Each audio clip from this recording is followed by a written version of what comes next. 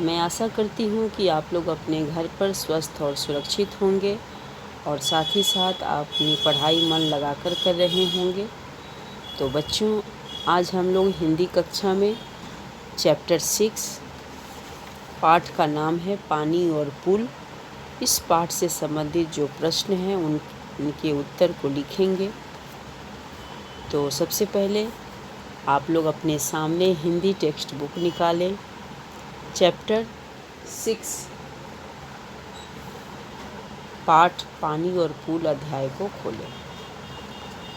तो पहला जो प्रश्न है मौखिक प्रश्न है। तो मौखिक प्रश्नों के बारे में भी मैं आपके सामने चर्चा कर दूं, इनको लिखने की ज़रूरत नहीं है। पहला प्रश्न है, प्रस्तुत पाठ में किस समय की घटना का वर्णन है? तो इसका उत्तर क्या होगा? इसका उत्तर होगा प्रस्तुत पाठ में विभाजन के समय की घटना का वर्णन है। ठीक है, क्या आप बोलेंगे?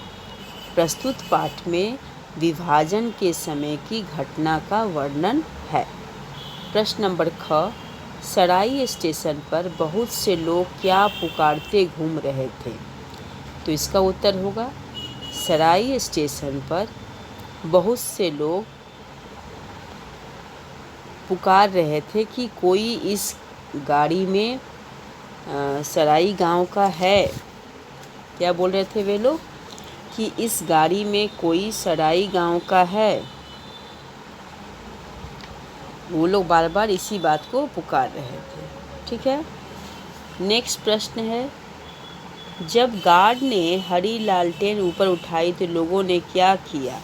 तो लोगों ने जब गार्ड ने लालटेन ऊपर उठाई तो लोगों ने उसके हाथ को पकड़कर नीचे कर दिया। ठीक है, और उसे 2-4 मिनट रुकने की आग्रह की कि 2-4 मिनट रुको, और लोगों ने उसके हाथ को पकड़कर नीचे कर दिया। ठीक है, पुल के नीचे कौन सी नदी बह रही थी? तो पुल के नीचे झेलम नदी बह रही थी।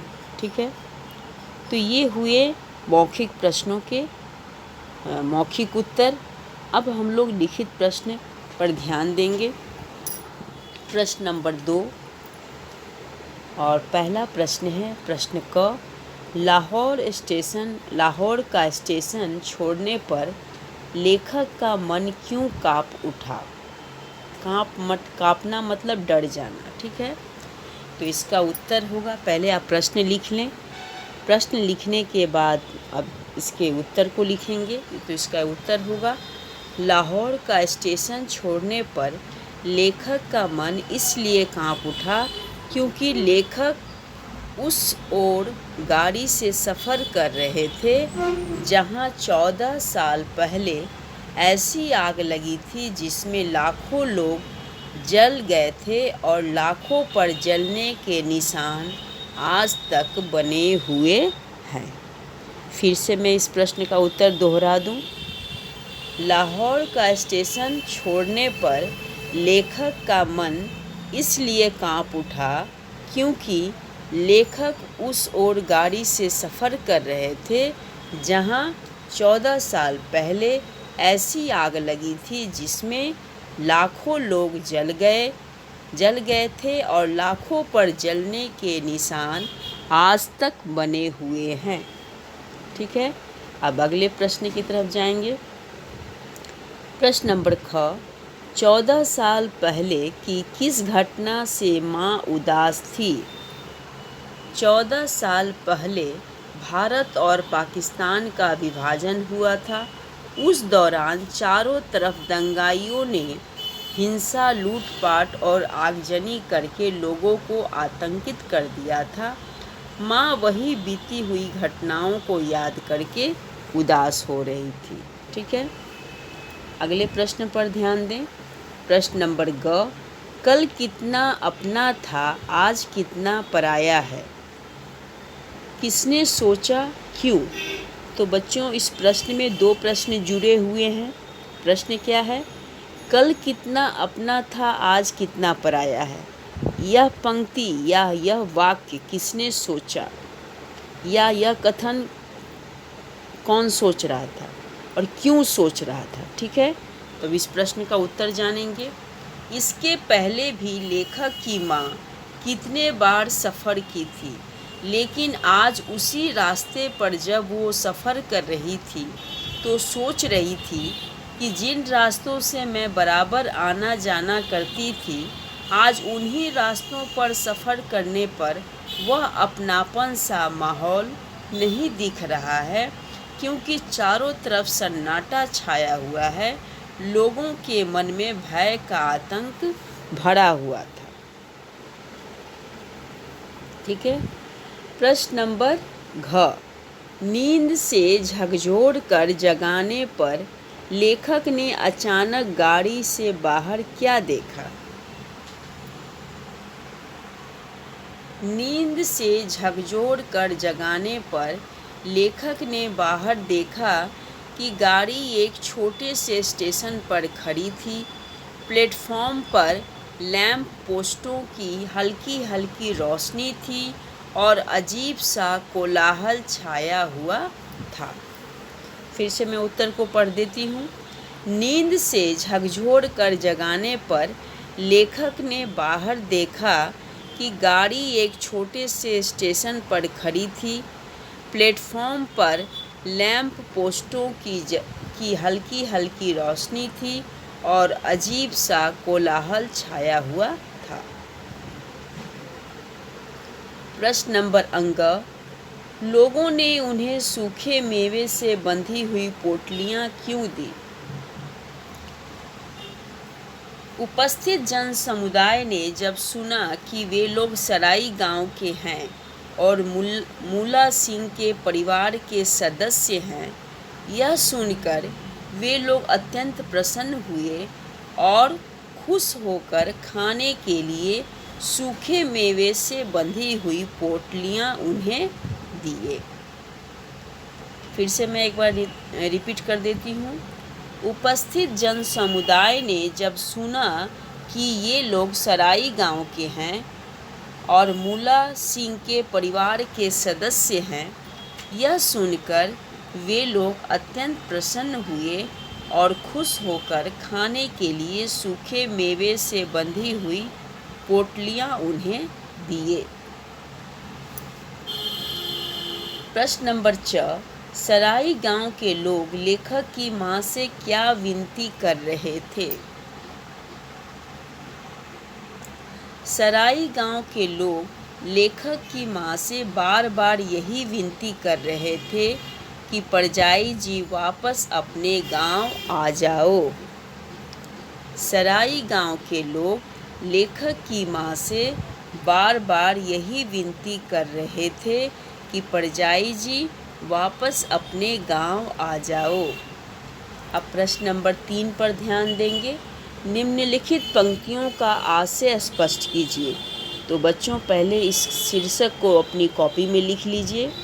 बिना शीर्षक लिखे प्रश्न को आप मत लिखिएगा, इससे आप समझ नहीं पाएंगे कि प्रश्न में क्या पूछा जा रहा है।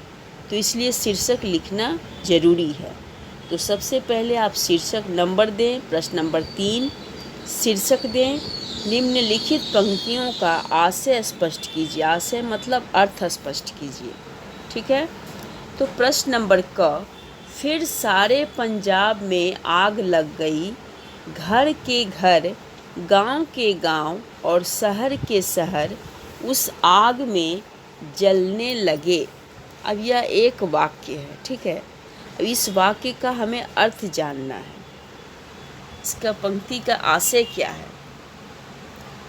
तो इस पंक्ति में विभाजन के दौरान होने वाली हिंसा के बारे में बताया गया है कि जब भारत और पाकिस्तान के बीच विभाजन हुआ था, उस समय सारे पंजाब में दंगाइयों ने आग लगा दी थी। चारों तरफ लूटपाट और मार काट का आतंक छाया था। शहर हो या गांव, कहीं भी शांति नहीं थी। प्रश्न नंबर ख, मेरी दृष्टि नीचे की ओर भी जा रही थी, जहां घूप अंधेरा था, पर मैं जानता था वहां पानी है, झेलम नदी का कलकल करता हुआ स्वच्छ और निर्मल पानी जो उस पत्थर और लोहे के बने हुए पुल के नीचे बह रहा था। अब इस पंक्तियों का आशय स्पष्ट करेंगे यानी अर्थ जानेंगे। जब लेखक की गाड़ी झेलम नदी के पुल पर आई उस समय रात्रि हो चुकी थी। पुल पर गहन अंधेरा था। घूप मतलब गहन, ठीक है बच्चों, याद रखना इस शब्द का अर्थ क्या होता है। घूप शब्द का अर्थ होता है गहन। गहन मतलब काफ़ी गहरा। गहन मतलब काफ़ी गहरा। तो लेखक का कहना है कि जब लेखक इन पंक्तियों के माध्यम से बता रहे हैं कि जब लेखक की गाड़ी झेलम नदी के पुल पर आई उस समय रात्रि हो चुकी थी। पुल पर गहन अंधेरा था। ट्रेन की खडर खडर की आवाज़ सुनकर लेखक ने खिड़की से बाहर झांका तो उनकी दृष्टि झेलम नदी के बहते हुए निर्मल जल पर पड़ी। उस जल की कलकल ध्वनि ने लेखक को बहुत प्रभावित किया।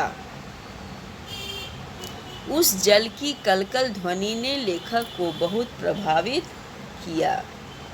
अब प्रश्न नंबर 4 उस पर ध्यान दें। तो प्रश्न नंबर 4 में यानी शीर्षक क्या है, सही मिलान कीजिए। तो इस शीर्षक को अपनी कॉपी में लिखें, नीचे अंडरलाइन करें यानी रेखांकित करें और उसके बाद सही शब्दों के साथ हमें सही शब्द को जोड़ना है यानी आमने सामने लिखना है। जिस तरह से मोबाइल स्क्रीन पर आपको प्रश्न के साथ उत्तर आमने सामने लिखे हुए दिख रहे हैं, इसी तरह से आपको अपनी कॉपी में भी लिखना है, लेकिन ऊपर में शीर्षक यानी हेडिंग लिखना ना भूलिए। गाड़ी शब्द लिखें, उसके बगल में क्या लिखेंगे, स्टेशन। पंजाब 5 नदियाँ। पंजाब शब्द का अर्थ क्या होता है, 5 नदियों का जहाँ ये मेल है, 5 नदियों का जहाँ मेल हो तो वह पंजाब, ठीक है। इसके बाद 14 तो वहाँ होगा साल। आप इस पाठ में जब पढ़े हैं तो आपको याद होगा 14 शब्द के साथ क्या कौन सा शब्द जुड़ा था, 14 साल पहले की घटना, ठीक है। तो यहाँ पर क्या होगा, 14 शब्द के बगल में साल। लैंप पोस्ट, तो लैंप पोस्ट कहाँ जलता है, प्लेटफॉर्म पे। पोटलियाँ, पोटलियाँ में क्या थी, किशमिश और बादाम। गुमसुम, गुमसुम कौन था, माँ। और सराई, तो सराई क्या है, तो सराई गांव का नाम है। तो बगल में क्या लिखेंगे, गांव, ठीक है। अब यहाँ पर नंबर 5 में है पाठांश। पाठांश मतलब पाठ से कुछ अंश लिए गए हैं, पाठ से कुछ वाक्य लिए गए हैं, कुछ पंक्तियाँ ली गई है और उन पंक्तियों के आधार पर प्रश्न दिए गए हैं जिन्हें आपको करना है। फिर भी मैं इन प्रश्नों का उत्तर आपके समक्ष डिस्कस कर देती हूँ, लेकिन गृह कार्य में जो मैं दी हूँ एक बार मैं उल्लेख कर दूँ। पाठ 6 में दिए गए शब्दार्थ को लिखें और याद करें। तो जो इस पाठ में शब्दार्थ दिया हुआ है उसे आपको कॉपी में लिखना है और याद भी करना है, ठीक है। और नेक्स्ट है पाठांश में दिए गए प्रश्नों के उत्तर लिखें। तो पहला प्रश्न क्या है पाठांश का, सभी ने माँ के फैसले का विरोध क्यों किया। इसलिए माँ के फैसले का विरोध किया क्योंकि पंजाब में विभाजन घोषित हो चुका था और पंजाब जो था वो काफ़ी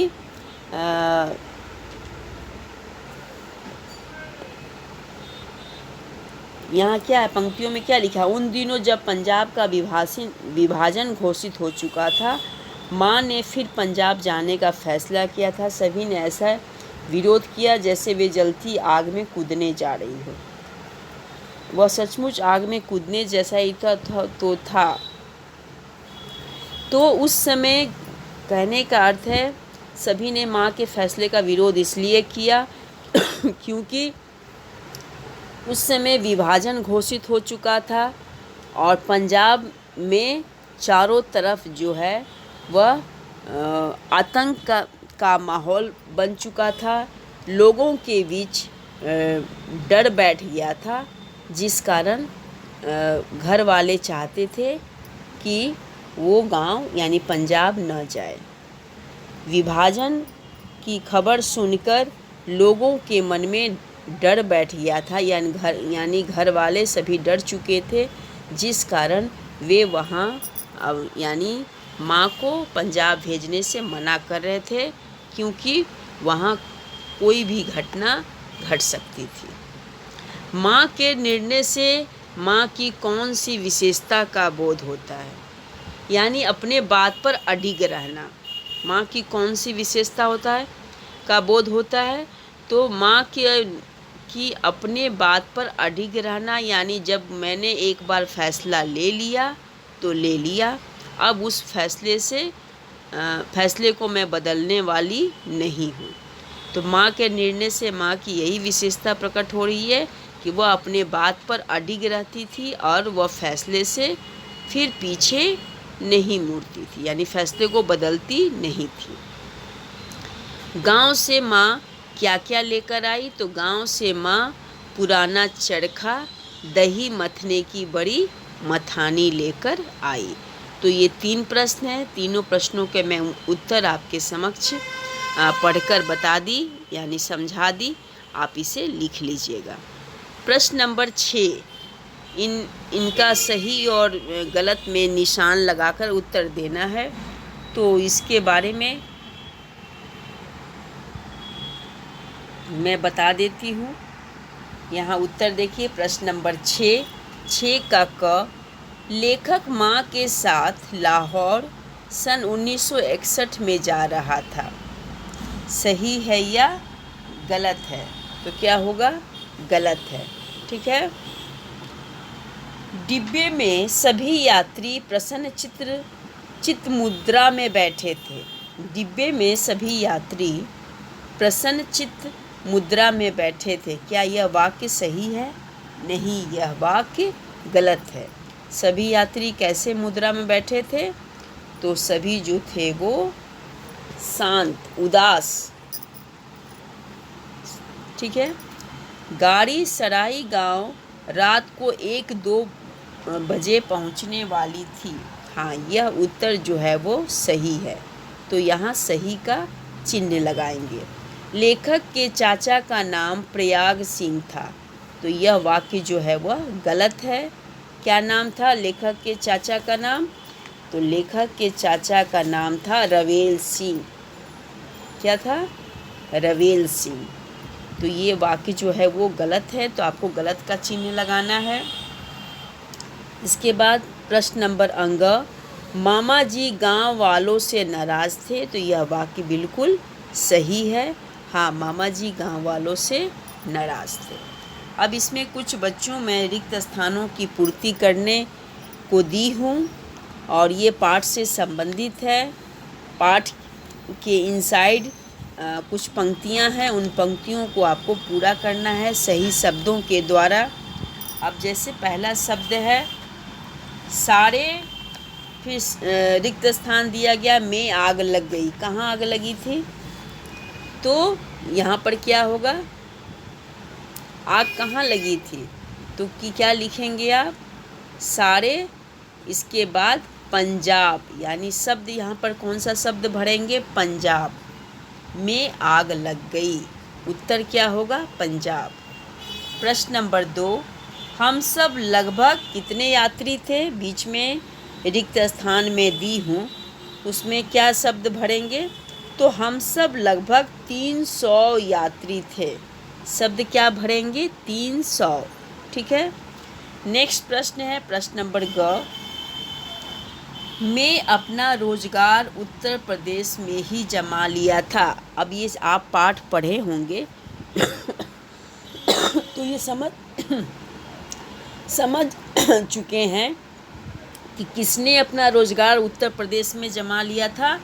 तो यहाँ क्या शब्द आप डालेंगे? उचित शब्द क्या है?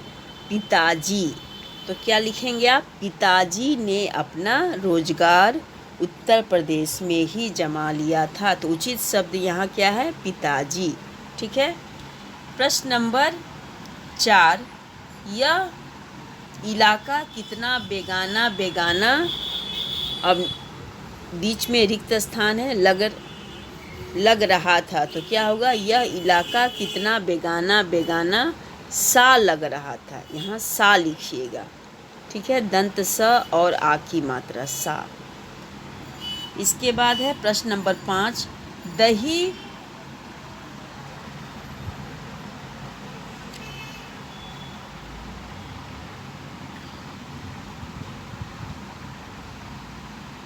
दही थमाने की।